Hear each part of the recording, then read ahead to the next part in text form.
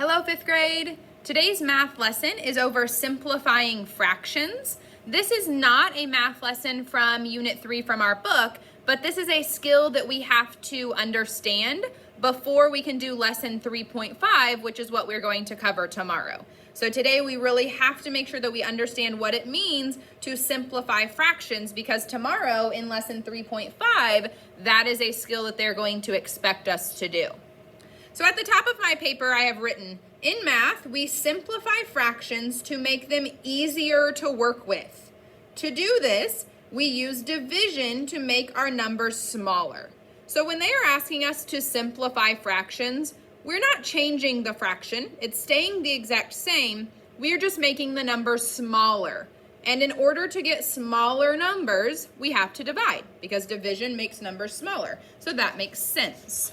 I'm going to highlight the directions right here. It says write the fraction in simplest form. So sometimes they might say simplify your answer. Sometimes they might say write it in simplest form. Those mean the same thing. They both have the word simple, which means I want to make the numbers smaller so that they're easier to work with. So let's jump right into number 1. I have the fraction 5/10. I like to rewrite it just so that I can write it a little bit bigger.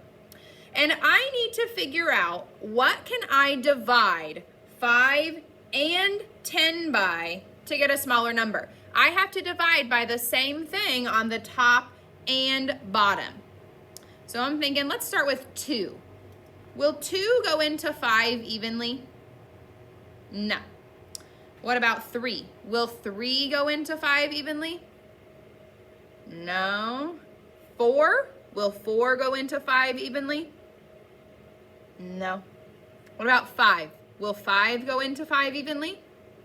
Yes. Will 5 go into 10 evenly? Yes. So that means I can divide the top and bottom of my fraction by 5. I have to divide the top and bottom by the same number because I don't want to change my fraction. I just want to make it smaller. All right. 5 divided by 5 is 1. 10 divided by 5 is 2. So 1/2 would be the simplest form of that fraction. Now, if we're not very good at our multiplication facts, this might be a little bit difficult for you. You can use your multiplication chart to simplify fractions. So let's do that on number 2. I'm going to rewrite my fraction first. I have 3/15. Now, I'm going to go to my multiplication chart. And you always want to start in your biggest row because we want to find the biggest number that will go into both of these. So we have 3/15. I'm going to start in my 12s, and I'm looking for a 3 and a 15. Is there a 3 and a 15 in this row? No. So then go to your 11s. Is there a 3 and a 15 in this row? Nope. What about 10s? A 3 and a 15? Nope. 3 and a 15? Nope. 3 and a 15? Nope. 3 and a 15? Nope. You just got to keep going until you find both. 3 and a 15? Nope. 3 and a 15? Nope. Ooh, I saw a 15, but there's no 3 here, so we still can't divide by 5. That's not going to work. Keep going down. 3 and 15? Nope. 3 and 15? Yes, there's a 15 and there's a 3. So I can divide both of those by 3. So I'm going to divide the top by 3 and the bottom by 3. Remember, I have to do the same number, and then I just have to work it out. So 3 divided by 3, that's 1. 15 divided by 3, that's 5. So 1/5 would be my simplest form. Let's try another one. We have 6/14. Okay, so 6 and 14 is what I'm looking for. Remember, start with your very biggest number. So start with your 12s.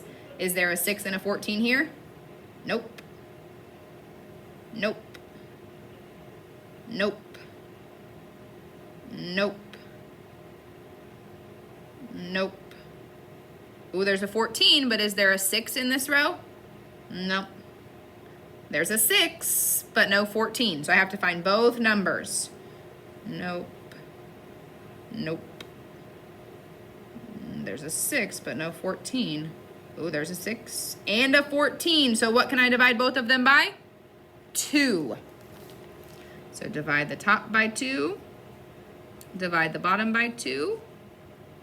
6 divided by 2 is 3. 14 divided by 2 is 7. So 3/7 would be my simplified fraction. Okay, let's go on to number 4, 9/18.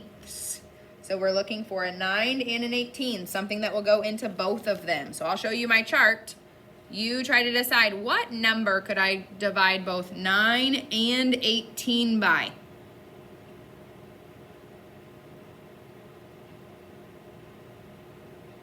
Remember, you always want to start over here at your 12s, and if you do, the first one you come to that has 9 and 18 is 9. So we are going to divide the top and bottom by 9.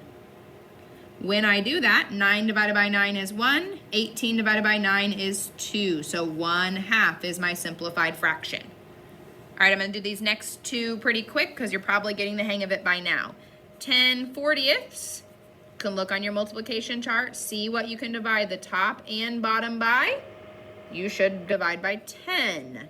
So 10 divided by 10 is 1, 40 divided by 10 is 4. So 1/4 would be my simplified fraction. Number 6, we have 8/24. Remember, you can use your chart. What is the biggest number that will go into 8 and 24? So start over there at the 12s. 8 and 24, the biggest number is 8. So I'm going to divide the top and bottom by 8, and that's going to give me 1/3. Excellent. You are also going to see some word problems today. So number 7 says, Stephanie has 18 t-shirts. 4 of the t-shirts are pink. What fraction of Stephanie's t-shirts are pink? How would you put that information into a fraction? 4/18. And if that's all the problem said, I would say, wonderful job. That is correct. It is 4/18. But it says something else. It says, simplify your answer. So we need to get this into the smallest fraction that we can by using division. So look on your multiplication chart. What can I divide 4 and 18 by? 4 and 18. What can I divide them by to get this in simplest form? I think the biggest thing is a 2. So we're going to divide both by 2.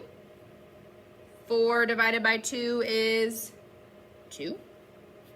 18 divided by 2 is 9. So 2/9. Now I need a label because this is a word problem. 2/9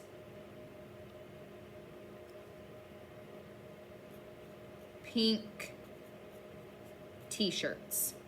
Today on your labels, it's probably going to need to be a small phrase, a couple of words, because I can't just put 2/9 pink, that doesn't make sense, or 2/9 t-shirts, that's not what it's asking about. It's asking how many are pink t-shirts. So make sure that your label makes sense with what the question is asking. But it is 2/9 pink t-shirts, that is my simplified answer.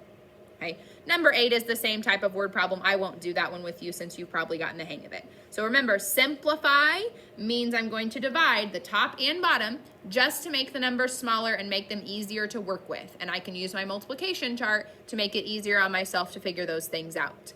Good luck on your assignment. Do your very best.